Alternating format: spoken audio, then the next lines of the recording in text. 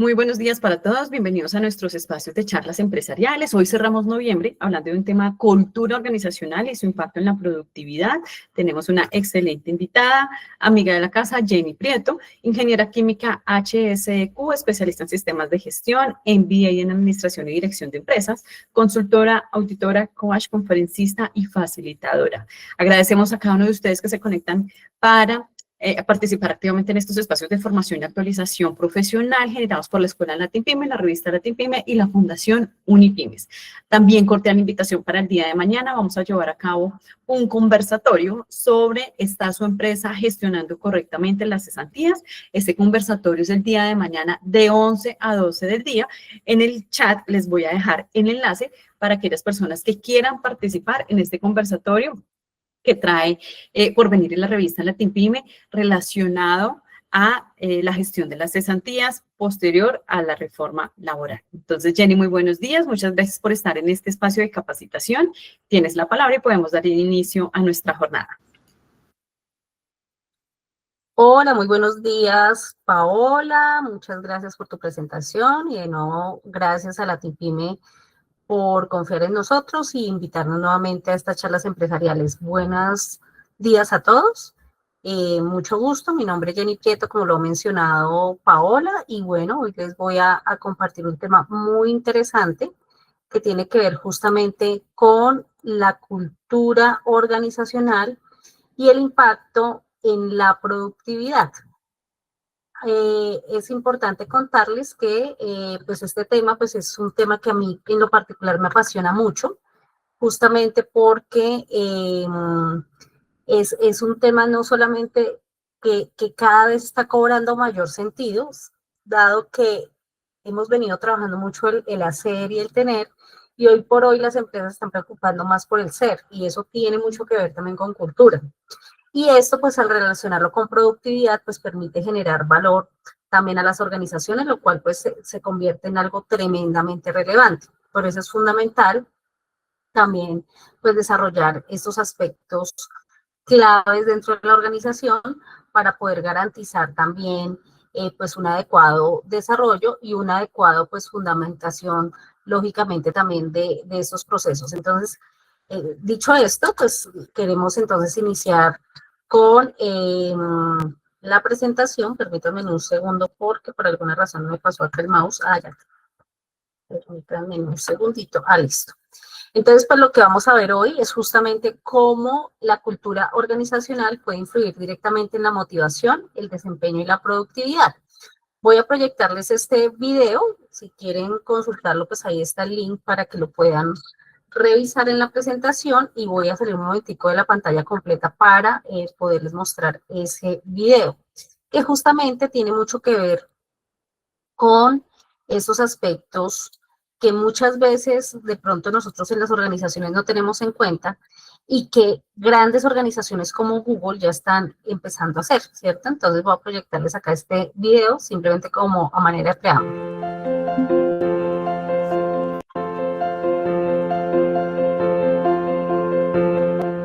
¿Sabías que Google recibe 6.000 currículums cada día? Estos son 5 currículums por minuto y el equipo de Google se enorgullece de ello. Google es considerada por muchos como la mejor empresa del mundo para trabajar, y esto es así por su gran apuesta por la felicidad laboral. Pero ¿cómo ha llegado Google a ser este paraíso de la felicidad laboral? En este vídeo vamos a verlo. La compañía del buscador más famoso del mundo nació en Silicon Valley, a finales de los años 90.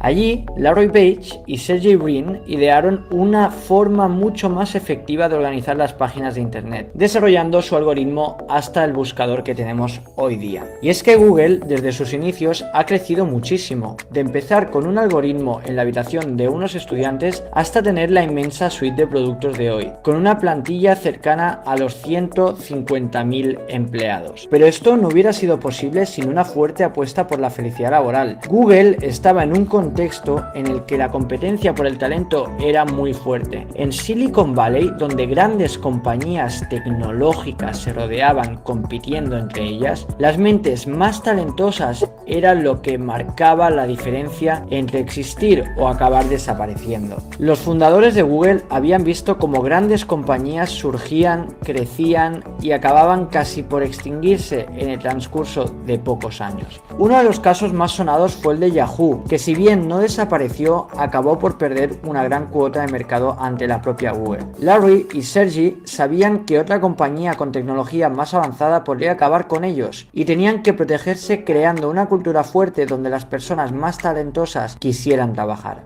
Fue así, tras la salida a bolsa de Google en 2004 y la entrada de capital y nuevos directivos, como la compañía comenzó su camino para ser la empresa más feliz del mundo. Para ello, Google basó sus esfuerzos en la creación de una estructura organizacional plana, donde las diferencias de poder entre los empleados fueran mínimas. Cualquier empleado podía tener voz en las grandes decisiones que se tomaban en la empresa, y se les daba una gran autonomía para trabajar de la forma que mejor se adaptaba a ellos. Esta primera idea de la cultura organizacional de Google dio sus frutos durante los primeros años, cuando aún había pocos managers en la empresa. Sin embargo, conforme la empresa fue creciendo y con ello los managers, esta estructura empezó a dar problemas. Resulta que en 2009 el equipo directivo de Google estaba repasando sus datos de rotación de personal cuando se dieron cuenta de una tendencia preocupante. La tasa de abandono de los empleados que accedían a puestos de management por primera vez era notablemente más alta que la del resto de cargos, pero lo más preocupante era el motivo por el que abandonaban: la baja satisfacción laboral con su trabajo. Resultaba que los colaboradores que eran ascendidos a managers por primera vez tenían unas expectativas muy diferentes de lo que ese tipo de cargo conllevaba. Creían que podrían tomar muchas decisiones sobre sus equipos, gestionar las tareas que hacían y los incentivos que les daban, pero nada más lejos de la realidad. El tipo de cultura plana que había creado Google quitaba precisamente poder a los managers para dárselo a sus empleados. Los managers tenían poca autonomía para tomar decisiones individuales y la mayoría de cambios en el tipo de recompensas a dar, o incluso a quién contratar o despedir. Los directivos de Google se dieron cuenta de que debían cambiar las expectativas de estos empleados y la forma que tenían de entender sus nuevas responsabilidades.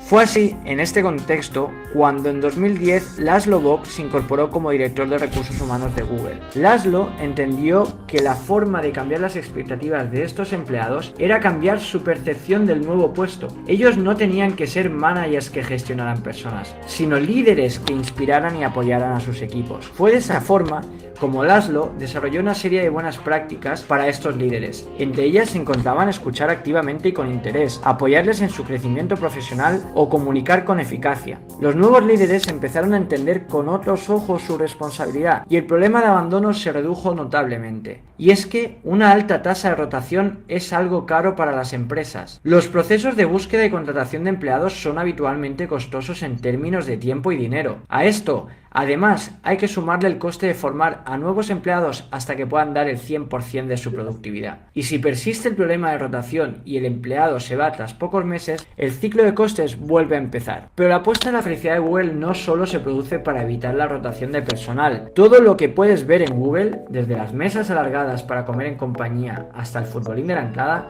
está ahí por un motivo. Google es una empresa que experimenta constantemente y, al igual que recoge los datos de sus clientes para mejorar sus productos, hace lo mismo con sus empleados. La empresa analiza y mide el impacto de sus iniciativas en todo momento. Lo que funciona lo deja y lo que no lo elimina para probar algo nuevo. Un ejemplo de ello son sus procesos de selección, que se han hecho famosos en todo el mundo por lo particulares que eran. En sus entrevistas, los reclutadores de Google solían hacer preguntas poco habituales del estilo de ¿cuántas pelotas de golf caben en un autobús?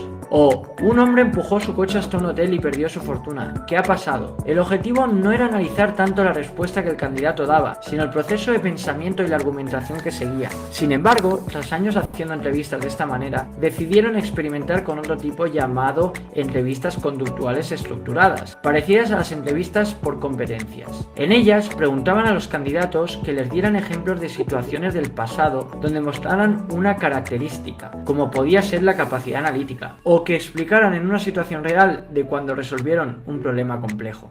Analizando los datos, el equipo de Google se dio cuenta de que este segundo tipo de entrevistas detectaba a mejores candidatos y acabaron por incorporarlas en sus procesos de selección. Fue así, mediante experimentos de ensayo y error, como Google ha llegado a ser la compañía que es hoy día, desde iniciativas como sus servicios de masajes, las comidas gratuitas, los espacios para la siesta o la famosa política del 20% del tiempo para dedicar a proyectos propios. Todo tiene un sentido en la cultura organizacional de Google, incluso si hay quienes no las comprendan. Y es que, como dijo Larry Page, si no estás haciendo algunas cosas que parezcan locas, estás haciendo las cosas equivocadas.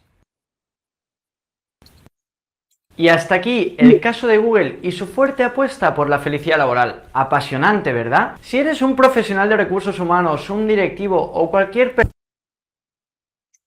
Bueno, entonces con este preámbulo y con esta presentación, justamente iniciamos este webinar.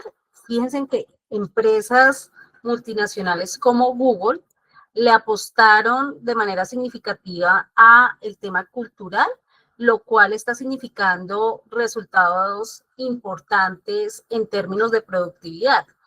Y esto lo hacen porque la cultura importa ahora más que nunca. Hoy en día la cultura se está convirtiendo en un diferenciador competitivo y esto implica que la competencia pues cada vez está buscando generar mayor valor a sus empleados, mayor satisfacción a sus clientes y por tanto también mejorar la rentabilidad dentro de la organización, lo cual pues implica justamente un desarrollo pues significativo dentro de lo que se necesita pues trabajar.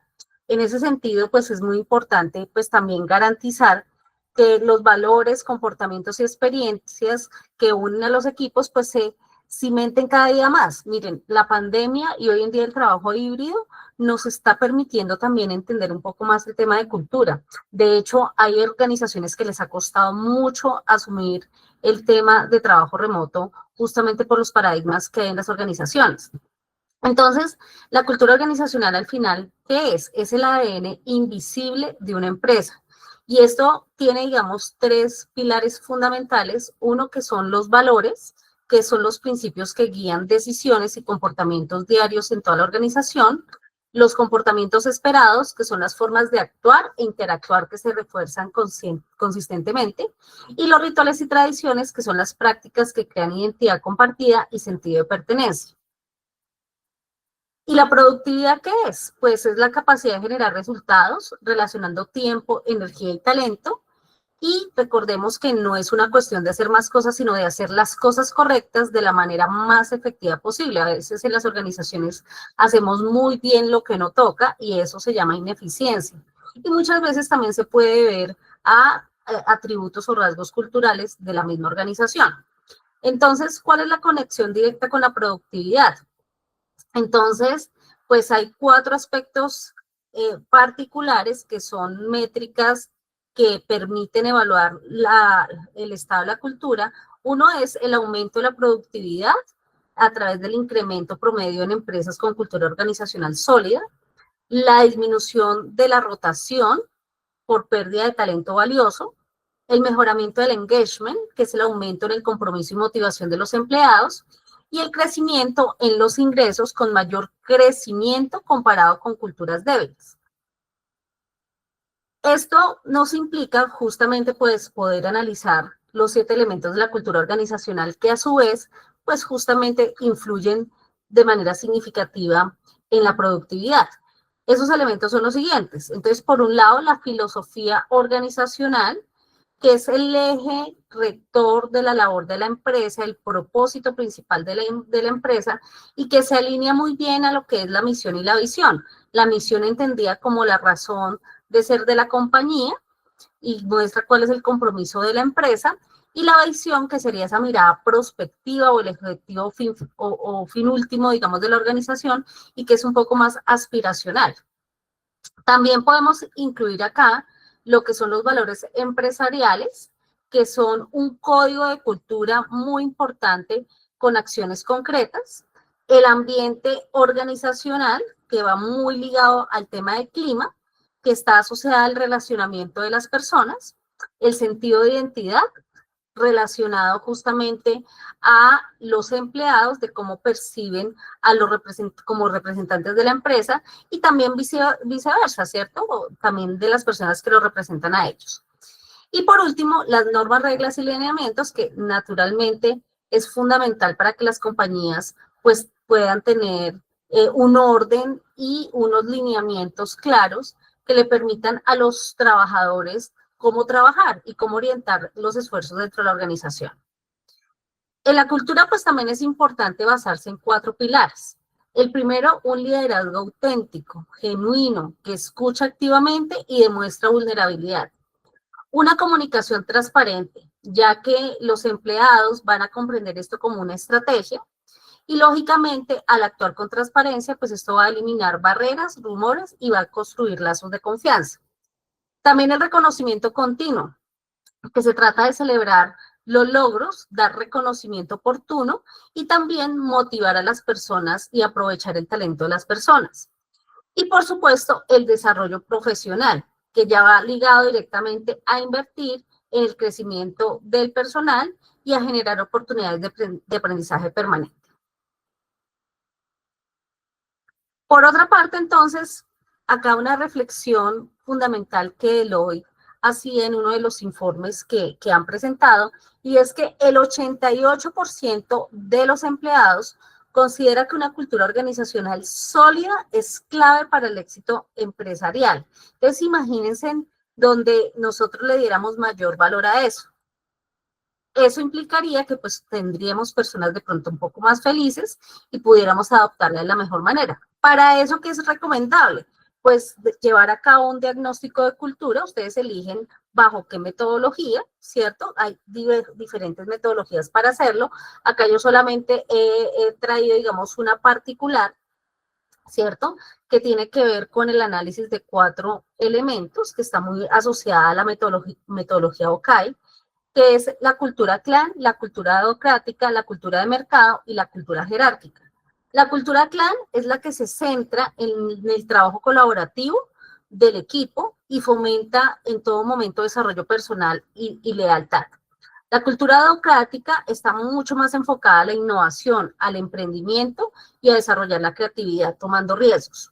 La cultura del mercado, orientada a resultados como competitividad y cumplimiento, y también eficiencia. Y la cultura jerárquica, que está más asociada a la estructura y el control y que nos demuestra eficiencia operativa. Acá es muy importante que como organización nosotros hagamos un diagnóstico de cultura para identificar qué tipos de culturas tenemos. Eso no significa que todas las culturas, que tengamos que tener una en específica, porque podemos tenerlas todas. No es lo mismo, por ejemplo, hablar de un área comercial, que probablemente la cultura predominante sea una cultura de mercado, hablar de un área financiera, que probablemente la cultura predominante sea una cultura jerárquica, o hablar de un área de innovación, que probablemente la cultura democrática sea la más predominante. Entonces, miren que dependiendo del enfoque, también nosotros podemos hacer el alineamiento, pero es importante establecer también esos rasgos culturales. Acá un estudio de caso simplemente como para entender un poco lo anterior. Entonces, el tipo de cultura en una empresa. Entonces, por ejemplo, la empresa ABC es una organización de desarrollo de aplicaciones móviles que se caracteriza por su enfoque en las relaciones interpersonales y el trabajo en equipo. Su cultura organizacional está orientada a la colaboración y el bienestar de los empleados, con un fuerte sentido de comunidad y apoyo mutuo. Entonces, mire que el tema de colaboración va muy ligada justamente a la cultura clan, ¿cierto? A la cultura clan, que era lo que estábamos viendo ahorita. Y acá pues hay unas características claves de esa organización. Entonces, en términos de estructura, se basa en las relaciones y en una fuerte conexión entre equipos y jerarquía, y hay jerarquía limitada. O sea que la cultura jerárquica, piensen que si bien no es predominante, acá sí la reportan como algo puntual de la organización, ¿cierto? No se basan tanto en jerarquías. Los líderes priorizan el desarrollo personal y el bienestar de los empleados, que es muy dado a la cultura clan. El enfoque en el trabajo en equipo. Se promueve la colaboración y la participación de todos los empleados en la toma de decisiones. Innovación moderada. La innovación surge a través de la colaboración y la discusión abierta, aunque no es el principal motor. Entonces, miren que la cultura adocrática no es predominante tampoco en esta organización. Y el desempeño, el éxito de los empleados se mide tanto por su contribución a los objetivos de la empresa como por su integración en el equipo y el apoyo a sus compañeros. Entonces, miren que de todas maneras la cultura de mercado se tiene en cuenta, ¿cierto? Entonces, si nosotros hiciéramos un balance, hay una alta probabilidad de que esta organización en su diagnóstico tenga cultura de clan, ¿cierto? Baja cultura jerárquica, baja cultura adocrática, y podríamos tener un punto intermedio en la cultura de mercado, ¿cierto? Si lo hiciéramos de esa manera. ¿Cuáles son los resultados? Entonces, las ventajas. La empresa ABC ha desarrollado un ambiente de trabajo positivo y motivador con bajos índices de rotación y empleados altamente comprometidos. La colaboración y el respeto mutuo permiten un ambiente de trabajo armonioso donde la resolución de problemas es eficiente debido al enfoque del equipo. ¿Cuáles son las desventajas? La orientación a la colaboración puede ralentizar la toma de decisiones. Además, en algunos casos, la empresa tiende a evitar riesgos, lo que limita su capacidad para competir con empresas más ágiles y orientadas a la innovación en el mercado tecnológico. Entonces, miren que esas limitantes en ese rasgo cultural están llevando a que tal vez la organización pueda afianzar su cultura adocrática. Entonces, es una oportunidad también de trabajo para la empresa ABC. Y acá podríamos hacernos algunas preguntas de reflexión. Por ejemplo, ¿cómo influye la cultura colaborativa de la empresa ABC en el rendimiento individual y colectivo de los empleados? Pues claro, pues va a influir significativamente en la medida en que nosotros podamos tener equipos de alto rendimiento y tremendamente, digamos, orientados al logro, que pues de alguna manera, miren que esa cultura de mercado también lo integra, nos va a ayudar a que lógicamente los resultados se den pensando en lo individual, pero también pensando en lo colectivo, pero hay que tener equilibrio justamente en ambas cosas. ¿Qué ventajas ofrece este tipo de cultura en términos de productividad y resultados empresariales? Pues tiene grandes ventajas porque la gente siente pertinencia por la organización, siente que puede trabajar colaborativamente con otros, pero es importante también mirar cómo las otras culturas también las podemos introducir sin que esto afecte a lo anterior, porque al final, si ellos están demostrando los resultados, hay cultura de clan y cultura de mercadeo, y ambas están permitiendo lograr los resultados, pues esto también nos tiene que llevar a asegurar y poder fortalecer estos procesos. También, entonces, ya cerrando, digamos, este caso, podemos encontrar también situaciones de organizaciones que pueden tener culturas tóxicas. Y al tener una cultura tóxica o negativa, puede ser el primer paso para generar una transformación. O sea, que ese es el insumo principal para generar una transformación. Las culturas tóxicas cuestan a las empresas billones en pérdidas de productividad, rotación excesiva y daño reputacional. Y esto se puede ver principalmente ¿en dónde? En la alta rotación del personal, en la comunicación deficiente, en la ausencia de innovación, agotamiento generalizado, que por eso se presentan temas de síndrome de burnout y ausentismo, y también trabajo en silos, ¿cierto? O sea, no hay trabajo colaborativo, se trabaja por silos de manera funcional y no con una mirada de procesos o de proyectos.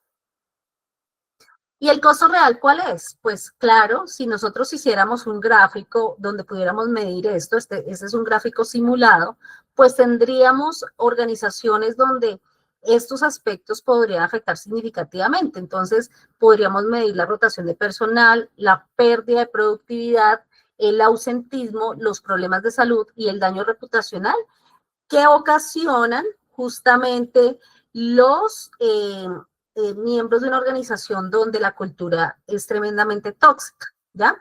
Y eso, pues, lógicamente puede generar afectaciones significativas también en el clima organizacional. Entonces, pues acá nos tenemos que dedicar a construir una cultura de alto rendimiento. ¿Cómo? Haciendo una evaluación diagnóstica, que era como lo que les estaba mencionando ahorita. Ustedes pueden generar el instrumento como quieran o pueden apoyarse de una organización, así como mi empresa, con consultores, que hacemos justamente este tipo de actividades porque sabemos que las empresas adolecen muchas veces de poder hacer un diagnóstico de cultura, no saben cómo hacerlo y no saben cómo definir un perfil cultural para establecer qué medidas de acción se deben tomar. Luego, también revisar si los valores están alineados al propósito de la organización y si se han co-creado con los empleados, ¿cierto? Para que haya transparencia también en esto. También fijarnos si hay alineación en el liderazgo. La cultura puede ir de la mano con los estilos de liderazgo y con los estilos de dirección. Al tener diferencias de liderazgo y de dirección, pues esto puede influir positivo o negativamente en la cultura. También es fundamental que se haga una integración sistemática, alineándola ojalá a los planes de gestión del talento humano y mirar cómo esto influye también en los compromisos que se tienen con los clientes. Y por supuesto, hacer un sistema de medición donde nosotros podamos medir el rendimiento, pero también la percepción de la cultura organizacional de una empresa. Y pues eso se tiene que ver reflejado también en la productividad. El liderazgo se convierte entonces en un rol crítico. Los líderes son los arquitectos de la cultura. No en vano, Peter Drucker decía que la cultura se come a la estrategia en el desayuno. Y eso es totalmente cierto. Nosotros podemos tener el tremendo plan estratégico, tener todo tremendamente sistematizado, automatizado, pero si nosotros no le damos garantía a la organización de cómo eso se va a organizar y cómo eso se va a implementar y no hay toma de conciencia, de nada sirve que tengamos eso muy bien organizado. La cultura organizacional comienza en la cima. Los líderes son los que comunican los valores. El liderazgo efectivo requiere conciencia y los mejores líderes crean entornos donde los empleados se sientan mucho más seguros de innovar, cometer menos errores y crecer. Las competencias de liderazgo para transformar la cultura podemos tener en cuenta las siguientes. Entonces, por un lado, el trabajo de la inteligencia emocional, que es la capacidad de reconocer y gestionar las emociones y crear conexiones auténticas. Este punto, por ejemplo, no siempre se puede lograr solo, ¿cierto? Necesitamos de pronto llevar espacios de mentoría, coaching o assessment center o cualquier otro tipo de metodología para poder desarrollar también inteligencia emocional en las personas. Esto hay que trabajar y hay que aprender a hacer regulación emocional. Ahora bien, si ya son casos extremos, seguramente ya las personas tendrán que ir a terapia, en caso tal de que se necesite. También la responsabilidad personal de aprender a asumir los errores, todo el tema de resolución de conflictos, aprender a modelar la cultura de la accountability que se espera de todos, ¿cierto? De la contribución que podemos tener todos. Tener una mentoría activa, aprovechemos las personas más adultas para transferir experiencias desde su sabiduría y personas más jóvenes, que normalmente son los nómadas digitales, también para transferir experiencias asociadas, por ejemplo, al mundo tecnológico. Podemos hacer ese trabajo en doble vía. La comunicación efectiva, también fundamental para transmitir visión y expectativas, y escuchar activamente, pues también genera un diálogo bidireccional que le sirve mucho a la organización para identificación de necesidades y expectativas y también saber exactamente cómo se está organizando la empresa. La visión estratégica es clave también para dar un futuro inspirador y encontrar propósito de las tareas. Si no tenemos propósito, pues es muy difícil impulsar a la organización con base en resultados. Y algo muy importante, la capacidad de resiliencia y la adaptabilidad a los cambios, que nos va a permitir aperturarnos a nuevas ideas. El engagement de los empleados también es un motor clave para la productividad, ya que los empleados pueden estar comprometidos globalmente siempre y cuando solo la minoría experimente engagement genuino en el trabajo, es decir, que se sienten enganchados en el trabajo y se sientan parte de la organización. También generar mayor rentabilidad con alto engagement para superar a los competidores, que es uno de los aspectos que también se esperan en este caso. Menos rotación, la reducción de la organización, de la rotación en la organización, es uno de los aspectos que esperan que en algún momento se puedan dar, ¿cierto? Porque justamente si la cultura organizacional está cimentada en la confianza, en valores, en cumplir lo que se promete, pues eso también se va a ver reflejado como un acto cultural, un rasgo cultural. Algunas estrategias para aumentar ese engagement. Entonces tenemos las oportunidades de crecimiento a través de planes de gestión del talento humano, mentorías estructuradas y proyectos desafiantes en el desarrollo competencial también de personas. Trabajo en la flexibilidad y la autonomía. Hoy en día que se están trabajando diferentes modalidades de trabajo a nivel virtual, teletrabajo, y pues ahí se requiere confianza, ¿cierto? Entonces aprender a trabajar por resultados y no por el conteo de horas que tenemos en una organización. También buscar propósito y significado, buscando más conexión con la misión organizacional, impacto visible del trabajo individual y mirar cómo podemos generar también un propósito compartido, donde haya equilibrio vida-trabajo. Y por supuesto, todo lo que tiene que ver con reconocimiento y recompensa, ya que el feedback pues es valioso también en este caso y va a generar también valor a las personas siempre y cuando tengamos un programa estructurado de reconocimiento y recompensa. En ese sentido, entonces, pues hay algo también importante que es clave durante ese desarrollo de la cultura en la organización y es la diversidad también en la inclusión. Entonces, cada vez las organizaciones son más diversas y por tanto buscan que de manera significativa se involucre a todos, no dejar absolutamente a nadie atrás, y eso permite también no ser solamente éticamente correctas, sino también innovadoras, rentables y resilientes, y nos va a permitir aportar todo el potencial del talento humano y generar sentido de pertenencia. Esto pues nos va a ayudar a tener una mayor probabilidad de superar competidores, un mayor desempeño financiero y seguramente más probabilidad de captura de nuevos mercados, que son claves para este propósito.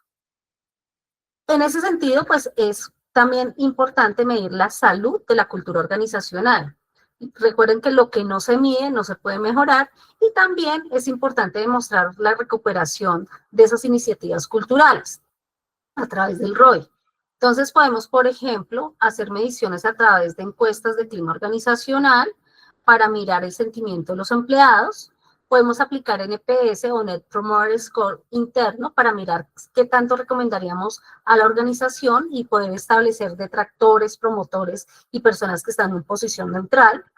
También podemos evaluar la tasa de rotación voluntaria debido pues a situaciones de la organización, mediciones del índice de productividad, que son métricas ya mucho más específicas del negocio y que pueden permitir también correlacionar datos con el engagement, tiempo de reclutamiento, la velocidad para atraer y contratar talento, y participación en iniciativas asociadas a programas culturales, capacitaciones y eventos voluntarios. Acá pues les quiero presentar 3 casos de éxito de empresas que hicieron bien al generar transformación cultural. Uno ya lo vimos, que era justamente el tema de Google, ¿cierto? Que lo acabamos particularmente ver en el video. Y es que Google pues, le apostó a la innovación y a la autonomía. Pero para llegar a esto, otorgó a los empleados el 20% de su tiempo para proyectos personales.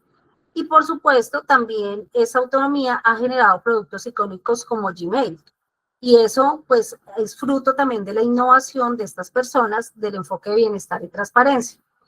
En el caso de Netflix, Libertad y Responsabilidad, ellos tienen un programa muy famoso, Culture Trek, que genera expectativas claras, alto rendimiento a cambio, a libertad excepcional. Entonces tienen un tema de política de vacaciones ilimitadas y ausencia de aprobaciones para gastos y confían en que adultos talentosos tomarán decisiones acertadas.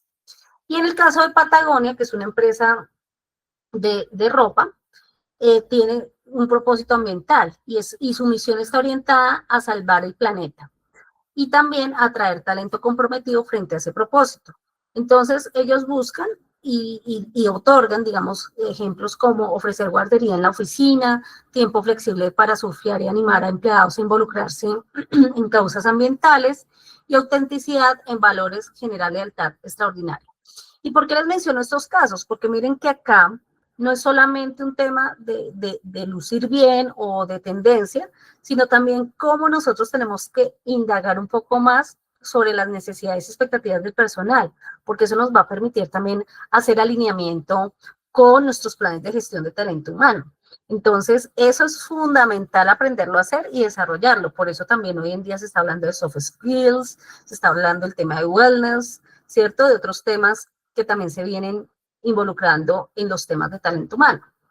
Acá, ¿cuáles son los obstáculos principales para esa transformación cultural? Pues por un lado, la resistencia al cambio del personal, y pues esto se soluciona comunicando el por qué constantemente, involucrar a los escépticos y celebrar pequeñas victorias. También la falta de compromiso del liderazgo. Entonces acá es fundamental analizar los estilos de liderazgo para hacer cambios y hacer que los líderes rindan cuentas públicamente sobre comportamientos culturales. Desconexión entre valores y sistemas. Muchas veces formulamos valores o simplemente copiamos valores sin alinearlos a los sistemas de recursos humanos para asegurar ese propósito. Y esto implica pues la modificación de evaluaciones, compensaciones y promociones para reforzar la cultura. Y también la impaciencia de los resultados, que muchas veces es una transformación que puede tardar años, no es de meses. Y pues acá es importante establecer expectativas realistas, hitos intermedios y también comunicar constantemente el progreso que se vaya dando. La hoja de ruta para esta acción, ¿cuál es? Pues primero, hacer un diagnóstico y compromiso, que esto puede durar aproximadamente entre 1 y 2 meses, haciendo una evaluación de cultura, asegurar el compromiso de la alta dirección y formar un equipo de liderazgo cultural. Segundo, el diseño de la planificación, que puede tardar entre 3 y 4 meses, definiendo valores, identificando brechas y desarrollando un plan de acción. Tercero, hacer un lanzamiento y capacitación también del proyecto para transformación cultural, capacitando el personal, comunicando la visión cultural e implementando iniciativas. Cuarto, integración sistémica, que puede tomar de 9 a 12 meses, actualizar los procesos de contratación y todo lo que tenga que ver con talento humano, incorporación de valores a decisiones estratégicas y realizar mediciones. Y por último, la sostenibilidad, que puede tardar más o menos 2 años en adelante, y es monitorear métricas culturales de forma trimestral o semestral, celebrar historias de éxito y reconocer embajadores culturales, y evolucionar la cultura continuamente según las necesidades del negocio. Entonces, el momento de actuar es ahora. La cultura organizacional es una iniciativa a través de todas las personas de la organización y se invierte intencionalmente para poder tener una ventaja competitiva duradera. Es importante que los líderes tomen la responsabilidad y la oportunidad de ser arquitectos del futuro organizacional. Y quiero presentarles este video que justamente tiene mucho que ver con el tema de cultura, pero además de tener que ver con cultura, también está asociado a cómo el comportamiento personal puede influir en la cultura organizacional. Y este es simplemente un video que sacó, no recuerdo si Disney o Pixar, y me encanta porque justamente muestra la realidad de muchas personas en su mundo laboral.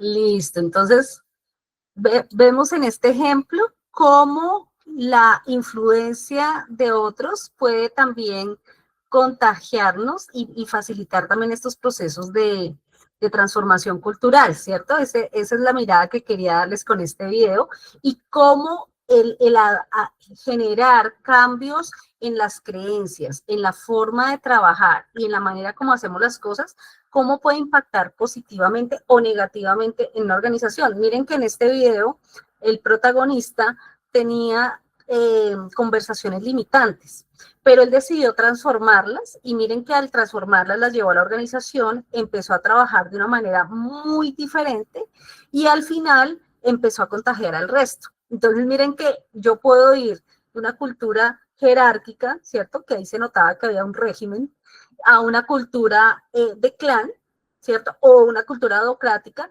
simplemente haciendo cambios significativos y modificaciones tal vez en los estilos de liderazgo y en las maneras de trabajar. Y eso nos puede contribuir significativamente en este proceso.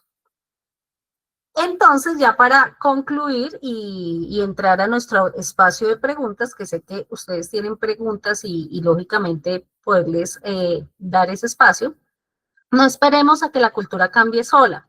Seamos el catalizador del cambio que nuestra organización necesita.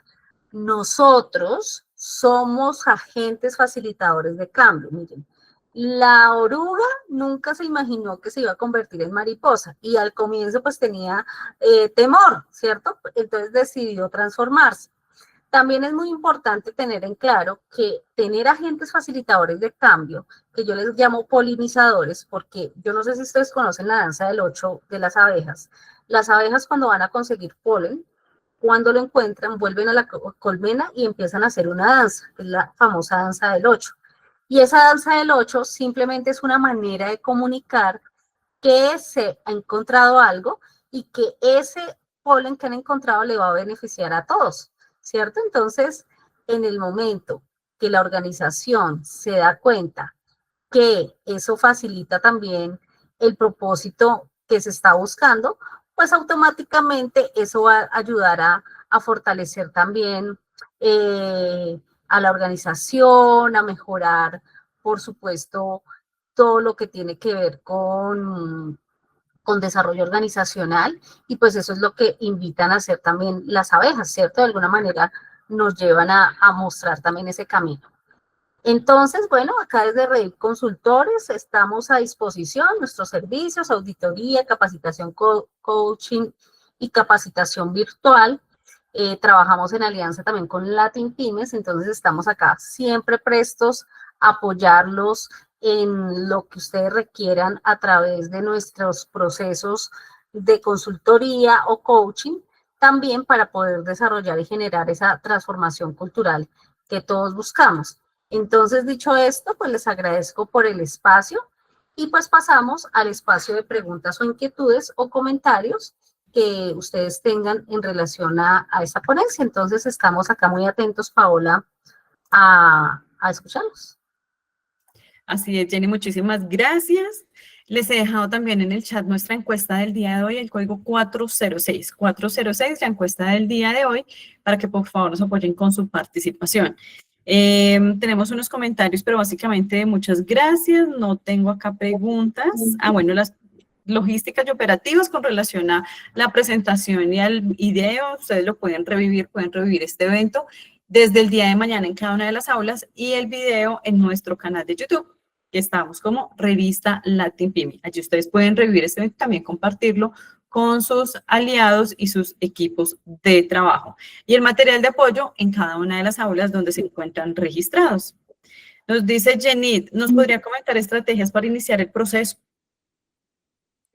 Claro que sí. Bueno, lo primero pues es hacer un diagnóstico organizacional de cultura.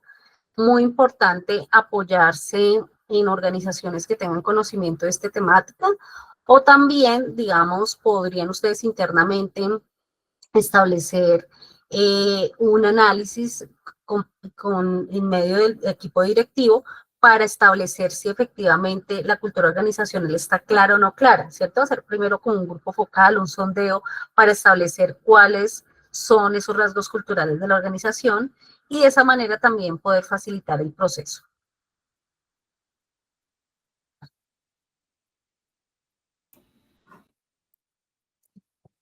¿Alguna otra pregunta?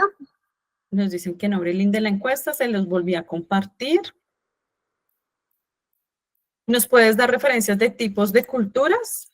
Sí, claro, mira que acabamos de mencionar cultura docrática, cultura clan, cultura jerárquica y cultura de mercado, ¿cierto? Que son tipos de cultura que se pueden desarrollar, digamos, dentro de una organización y pues también es muy importante que ustedes puedan consultar, ¿cierto? Diferentes tipos de organizaciones. Uno de las estrategias que también se me olvidó mencionarles es, por ejemplo, trabajar todo lo que tiene que ver con benchmarking con otras organizaciones, porque ese benchmarking también puede llevarnos a facilitar un proceso muy adecuado de generación de valor cuando hacemos ajustes o cuando hacemos también revisión de cómo se comportan o cómo es la forma de trabajo de otras organizaciones. Es un tema bastante interesante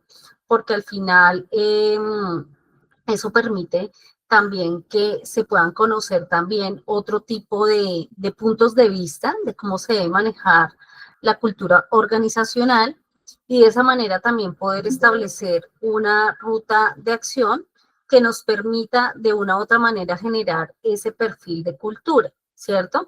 No hay una cultura única. Yo, de hecho, normalmente siempre les recomiendo que una vez tengan ese resultado de cultura, pues analicen los tipos de cultura que tiene la organización, pero no se casen únicamente con una, o sea, que simplemente hagan un balanceo también de cómo es la cultura organizacional, pero también de qué manera pues la cultura también está asociada, digamos, a unos elementos que también son fundamentales tener en cuenta.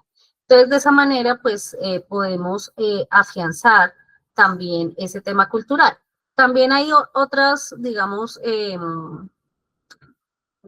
estilos, digamos, de definir los tipos de cultura, pues ya les he mencionado 4, pero también podemos hacerla, por ejemplo, asociándola, por ejemplo, a la orientación hacia el poder, ¿cierto? Que es uno de los temas que muchas veces, digamos, me preguntan. También orientándola, por ejemplo, a la orientación a las personas, ¿cierto? Que es también como se está asociando, por ejemplo, los estilos de liderazgo.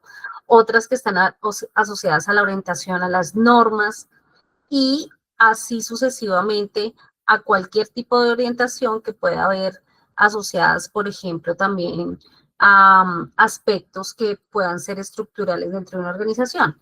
Esos serían algunos de los consejos que yo les daría en este caso para el momento de elegir el tipo de cultura. Perfecto, les he vuelto a compartir el enlace para que puedan acceder a la encuesta. Alejandra González, sí señora, la conferencia queda grabada en cada una de las aulas y mañana las pueden revivir también en nuestro canal de YouTube. Marly Juliet, ¿cómo identifico a los agentes de cambio que aportan a la cultura organizacional? Bueno, los agentes de cambio, estamos hablando, en algunas empresas los llaman agentes de cambio o embajadores del cambio. Sí, acá es empezar a reconocer personas dentro de la organización que sean altamente influenciadores y que tengan liderazgo. Miren que pueden ser personas que tengan un liderazgo auténtico, genuino, de llevar a las personas a grandes retos, pero también podemos identificar líderes que de pronto pueden ser obstáculo, ¿no? Porque también pueden influenciar al contrario. A ellos también hay que acercarlos y hay que involucrarlos en el proceso para generar ese compromiso. Y para eso, pues, es importante fijar compromisos, establecer cuál va a ser su rol dentro del organizador como agente de cambio y, sobre todo, pues, se debe contar con buena disposición para asumirlo. Francis Hurtado. Actualmente la rotación de personal es inherente a las empresas por la forma tan cambiante de los jóvenes, a pesar de brindar buenos salarios, descanso. ¿Qué sugieres para evitar la rotación del personal? Bueno, lo que pasa es que la rotación de personal, dependiendo del sector, está altamente influenciada, ¿cierto? Por diferentes aspectos. Mire, yo puedo tener rotación de personal por clima organizacional, puedo tener rotación por el salario, puedo tener rotación por reconocimiento y recompensa, puedo tener rotación porque la empresa no me capacitan, porque hay carga de trabajo, ¿cierto? O porque me están ofreciendo mejores oportunidades afuera. Entonces acá lo principal es que así como se diseña una propuesta de valor para los clientes, también lo hagamos para nuestros empleados. Y a partir de ese diseño, esa propuesta de valor, podamos establecer las estrategias a través de un plan de gestión de personas que nos permitan asegurar una adecuada gestión y acompañada de una medición de rendimiento del desempeño de esas estrategias y también de las percepciones para saber si eso está funcionando o no. Eso se tiene que ver reflejado en el corto o mediano plazo en la reducción de la rotación del personal y por ende en la permanencia del personal en la organización. Perfecto. Dice Kelly, sería importante presentar entidades con éxito en cultura organizacional. Adicionalmente, ¿qué estrategias se pueden aplicar al personal de orden de prestación de servicio contratistas, aclarando que es rotativo o qué modelos sugieren? No, pues en ese caso es exactamente igual, o sea, no hay diferencias. El problema es que justamente por lo que ustedes están mencionando, pues al ser rotativo, eh, pues puede generar mayor dificultad. Y acá, pues atendiendo a esta pregunta que me hacen, que si pueden haber rotación de culturas, claro, es necesario hacer mezcla de microculturas, yo le llamo microculturas, o sea, la organización establece un marco global de lo que espera de su cultura organizacional, pero no puede desatender que en algunas áreas necesita ciertas microculturas. Lo que mencionábamos ahorita, si tengo un área de investigación, diseño y desarrollo, pues necesito que sea docrática. Si tengo un área de mercadeo y comercial, que sea de mercadeo. Y así, pues dependiendo, pues lo que quiera desarrollar. Edgar Bautista, ¿hay una estructura especial para implementar la cultura organizacional según el tamaño de la empresa?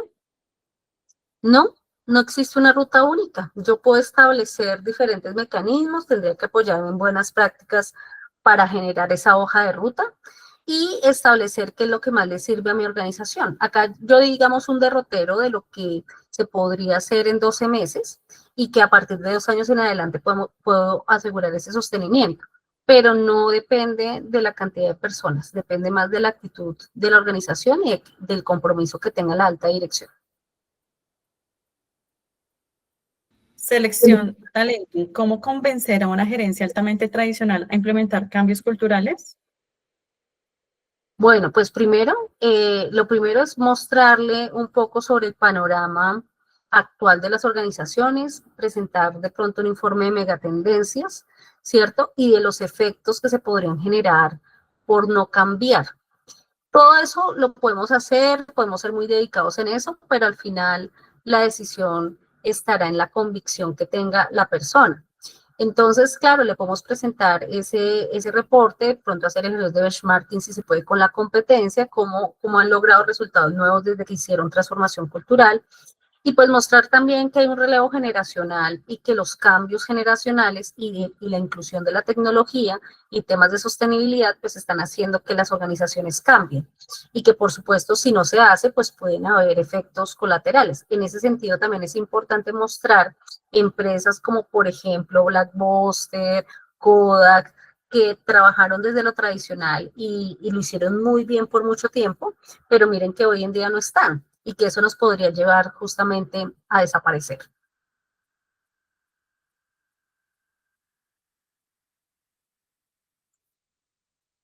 ¿Alguna otra pregunta? Alejandra González, ¿tú recomiendas que cuando se definan valores y sus comportamientos, estos últimos sean por niveles, por ejemplo, operativo, tactivo y estratégico? No necesariamente los valores tienen que estar diferenciados por los niveles, yo puedo manejarlos de manera idéntica en todos los niveles.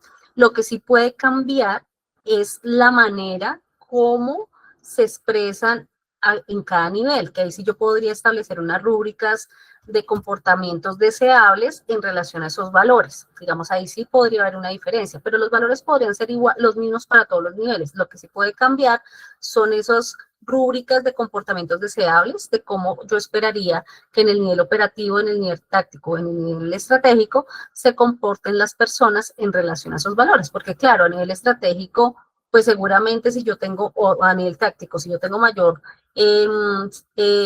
digamos, contacto directo, por ejemplo, de servicio al cliente con mis clientes, más que los operativos, seguramente la manera de observar esos comportamientos se puede dar también con la gestión de atención a los clientes externos, mientras que los operativos, que tal vez no tengan el contacto directo, el servicio al cliente tal vez estaría más orientado, por ejemplo, a las áreas, de cómo ellos responden a las áreas frente a las solicitudes. Pero miren que ya tiene que ver con comportamientos observables, pero puede ser el mismo valor, que es el servicio al cliente. Perfecto. Y cerramos con talento humano. ¿Pueden haber mezcla de dos tipos de culturas? Sí, no solamente de dos, de varios tipos de culturas, ¿cierto? De hecho, lo que les mencionaba ahorita, lo deseable es que nosotros hagamos el diagnóstico, miremos dónde está el desequilibrio y pues podamos hacer un balanceo, pero sí profundizar en aquellas microculturas donde se requiere, por ejemplo, cierta en particular, como mencionábamos ahorita la de mercadeo. Si yo necesito cultura de mercadeo en un área comercial, pues la voy a tener que fortalecer e impulsar. Entonces, eso sería súper determinante. Por acá hay otra pregunta que dicen cómo podemos identificar si un candidato se adaptará a la cultura de la empresa desde el primer momento. No, eso no te lo dice absolutamente nadie. O sea, tú puedes hacer de pronto pruebas tipo assessment center o pruebas psicotécnicas, que de pronto tengan algún componente cultural, pero es muy difícil, digamos, establecerlo a la primera, ¿cierto? Podrías establecer de pronto algunos rasgos culturales deseables que de pronto tú esperaras del talento que estás seleccionando, pero recuerda que una persona puede pasar el filtro y mostrarte de pronto una cara y cuando ya llega al trabajo mostrarte otra. Entonces no hay garantía de que 100% pues podamos garantizar que las personas se adapten a la cultura en el momento que estamos haciendo la evaluación en el proceso de selección. No sé si hay otras preguntas. No, señora, no tenemos más preguntas. No, muchas gracias de Mariluz Mesa. Entonces les he vuelto a dejar allí en el chat código 406 para aquellas personas que me decían que no les estaba funcionando el enlace. Una vez más hemos copiado la información allí, código 406, para que nos apoyen con su diligenciamiento de la encuesta del día de hoy. Les reitero que ustedes pueden revivir este evento desde el día de mañana en nuestro canal de YouTube, Revista La TIMPYME, y también en cada una de las aulas donde se encuentran registrados. Allí va a estar tanto el video como los recursos presentados el día de hoy. Jenny, muchísimas gracias por habernos acompañado en este cierre de charlas empresariales del mes de noviembre, hablando de cultura organizacional. No, muchísimas gracias a ti, Paola, y a Revista La TIMPYME, justamente por esta invitación, que a mí me encanta muchísimo hablar de estos temas, y recordarles que vamos a tener un maravilloso diplomado ahorita en el mes de noviembre, que justamente trata temas de soft skills, y que tiene también que ver con temas culturales. Entonces están cordialmente invitados también a este programa, que lo vamos a orientar acá a través de la TIMPYMES y Unipymes, para que estén siempre muy atentos y dispuestos a esta oferta que ofrecen. Entonces estamos muy contentos de haber participado, digamos, en esta charla empresarial, y esperamos pues también poderlos apoyar en el momento que ustedes lo requieran a través de nuestros servicios, como lo hemos mencionado, a través de Red Consultores. Muchísimas gracias, Paola, y que tengan muy buena tarde. Muchas gracias a ti, Jenny. Antes de despedirme, también les reitero que el día de mañana tenemos nuestro conversatorio de cesantías, para que aquellas personas que estén interesadas en conocer todo lo relacionado con los cambios y las novedades de las cesantías nos acompañen. Mañana 11 a.m. en el chat les estamos dejando el enlace de inscripción para que de esta manera se enteren de todas las novedades que trae la reforma laboral con relación al manejo de las cesantías. Muchísimas gracias a todos ustedes, a nuestra conferencista invitada Jenny Prieto por habernos acompañado en esta jornada, hoy cerrando este maratón de charlas empresariales que trae, pues obviamente, la revista La TIMPYME, Escuela La TIMPYME y Fundación Unipymes para cada uno de ustedes. Cordial invitación para que se registren desde ya en los diplomados y también en nuestras charlas empresariales del mes de diciembre. Iniciamos el 3 de diciembre, tenemos una cita 11 de la mañana. Muchas gracias a Jenny, nuestra conferencista, por supuesto a todos ustedes quienes se dedican a estos espacios de formación y a nuestros aliados estratégicos Banco de Occidente, Aportes en Línea, Enlace Operativo, ACH Colombia, Protección, Azopagos y Fundación Comeva. Feliz tarde para todos, nos encontramos el próximo miércoles. Hasta la próxima.